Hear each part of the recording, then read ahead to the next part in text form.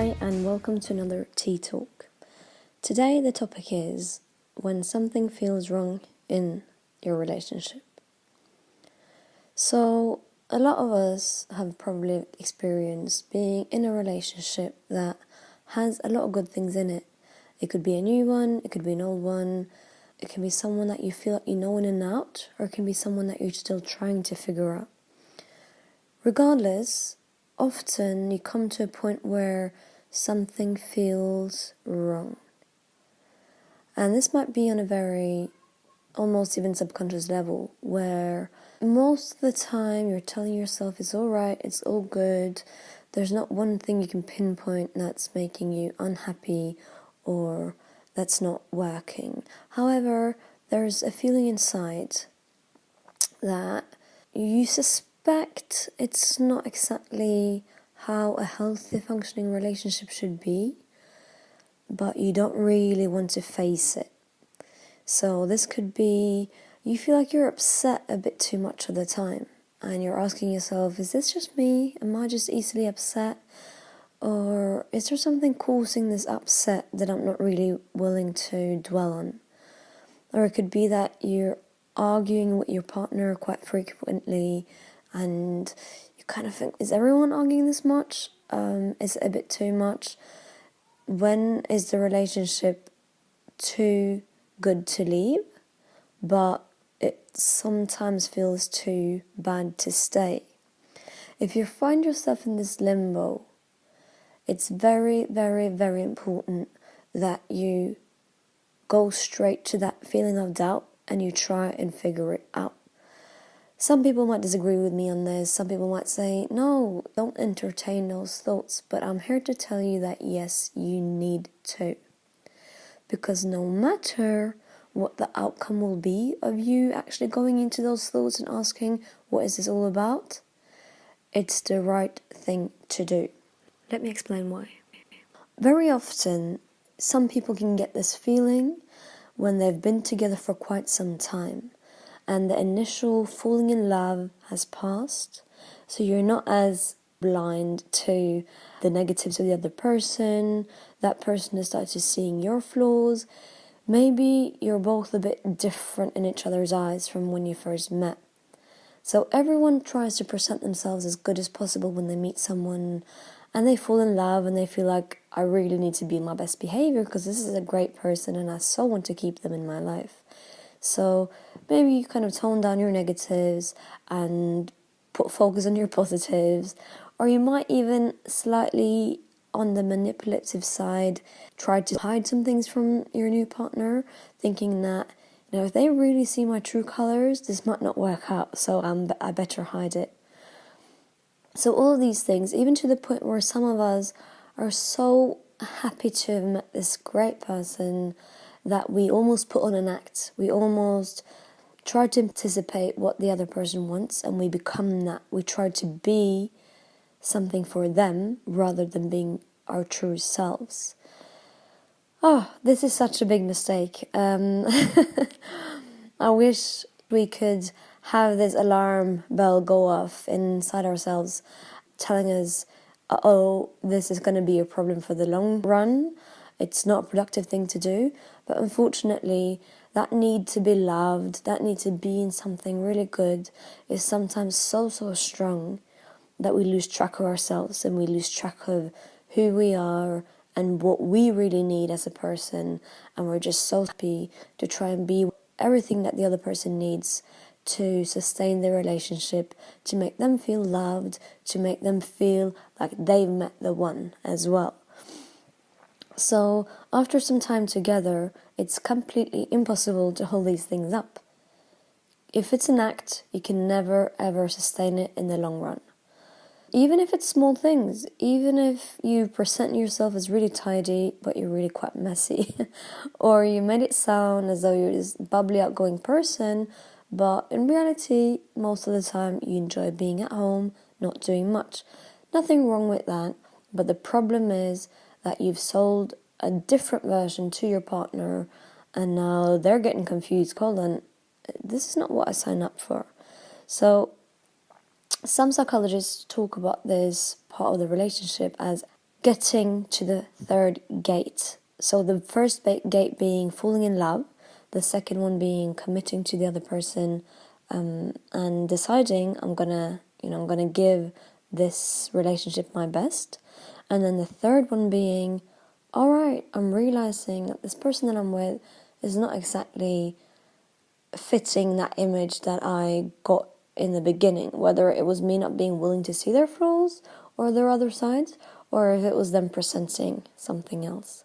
We are at the third gate, and now it's all about seeing each other's true colors, doing a lot of self-reflection, being very honest, and then seeing, can you accept me for who I am, and can I accept you for who you are?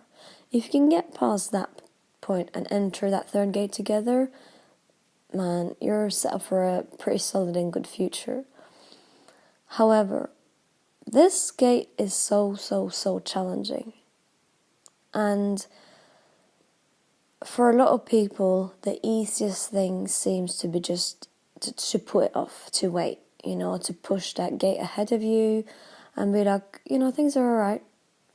But after some time, you're going to start asking yourself questions, whether it's consciously or subconsciously. And these questions are so important. And as soon as you start feeling it, do not procrastinate. Do not put a lid on it, because it will resurface. And the longer you go without touching those, the worse it's going to be when the lid comes off and the truth comes out, so to speak. So you have to act when you start feeling it, because if you act quickly, then maybe less time has passed and any negative patterns in the relationship will not be as established. Whereas if time goes by, and you really don't want to touch this, there's something in your gut saying, we are probably not as happy as we should be, but you do not want to go into that, because you're so scared that if you do, it might be the end. So you keep holding off, it's not even a conscious decision, you just don't want to go there. But I can tell you that doing that is just prolonging something that will sooner or later explode. It will surface, and when it does, it's going to be a problem. So the big fear that you have inside you, that if I bring this up, it might be the end of us, the person might reject me, or I might find something out about them that I'm not really, willing to be faced with, I don't want to handle that, then just pushing this stuff in front of you essentially means that you're turning a blind eye to the things that should be the foundation for the relationship for the rest of your life.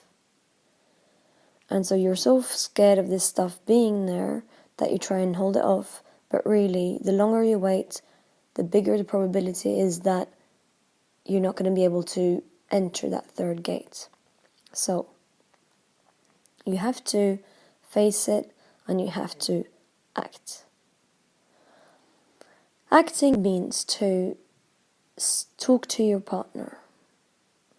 Really be as brutally honest as you can. You can tell them, hey, I might have portrayed this image of me being like this and that, and I feel like you're starting to see that that's not the whole picture, and I'm really afraid that when you see the whole me, you're going to reject it. You're not going to accept who I really am.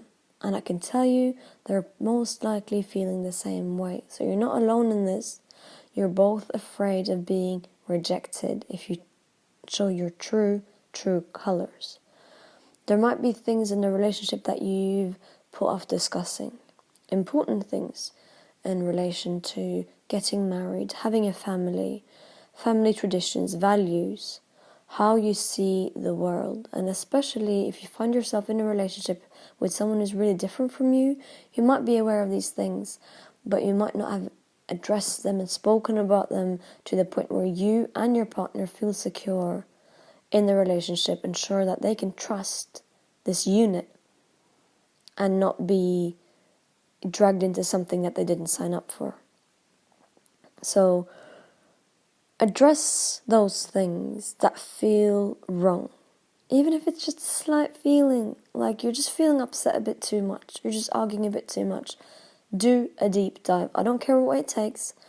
It could be doing a personality test to see if, am I really in tune with myself? Do I know myself? Am I aware of my needs? Do I have healthy boundaries? Am I independent or am I dependent on the other person? Am I trying to subconsciously limit them from doing what they really want because I'm insecure? Am I struggling to express myself in a fair and clear way to them, but I just don't want to admit that I'm doing that? It can be so many things, but being able to look in the mirror and ask yourself, what is it that's causing this negative feeling inside sometimes? Why do I feel like I'm not in sync with that person? Why do I feel like I'm letting them down and they're letting me down, but it seems like we don't know why? What's causing that? How honest are you? And how clear are you about what that other person needs to do for you to be happy? It's a mutual responsibility, and it's about seeing your own flaws and it's about seeing the flaws of the other person.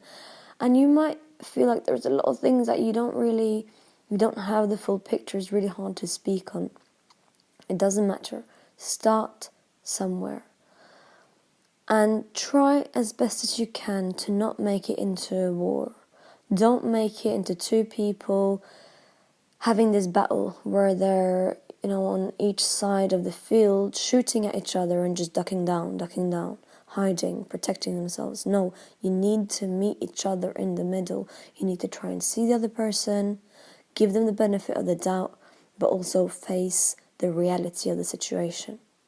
Because the more it becomes this war or tug of war where you're just pulling, what you're doing is that you're hurting the other person. You're indirectly rejecting them by not wanting to see what they're trying to express to you.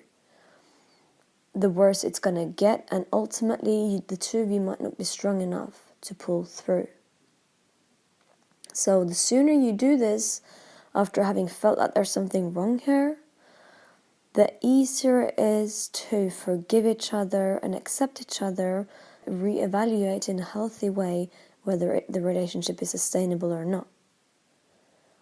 But if you've gotten into this really negative pattern of blaming each other, shutting off to one another, having a way of communication that's really just avoiding the core issues, then that's really hard to repair.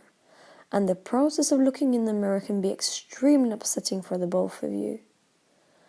And if you, at that point, don't have the energy or the peace of mind or the confidence to really try and accept the other person and accept the process, it's going to be a done deal.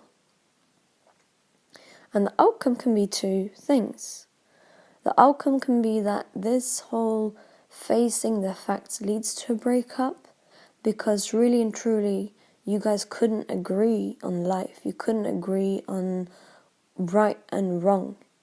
You couldn't see the other person for who they were and also understand their perspective. It wasn't possible for you guys to be compatible enough to have a healthy relationship together and support each other. Because if you're not really compatible, you're not going to be able to support each other when things get hard because you're not going to be able to take that person's perspective and see and anticipate when something's going to be difficult for that person.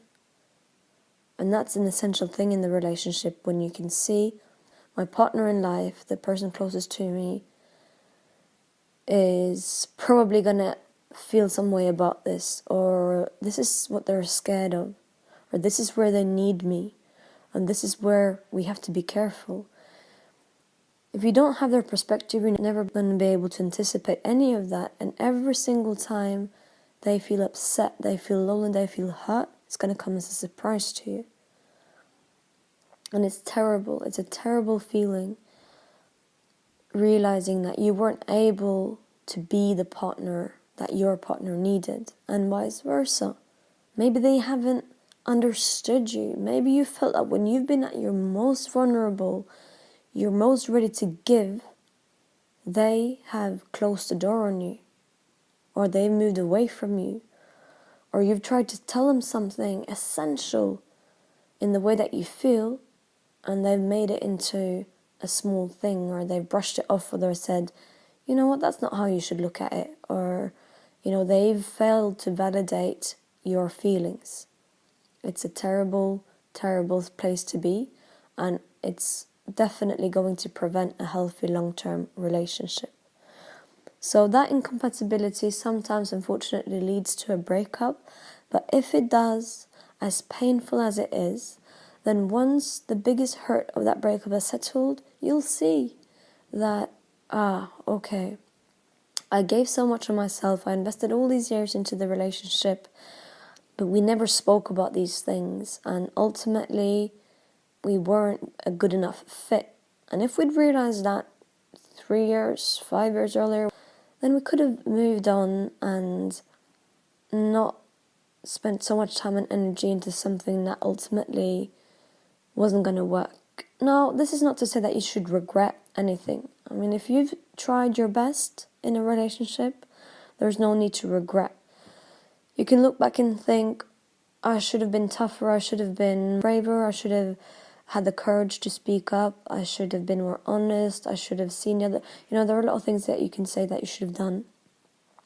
But remember that at that point in time, you made a decision based on the information you had at hand, and you made a decision that you thought was right there and then.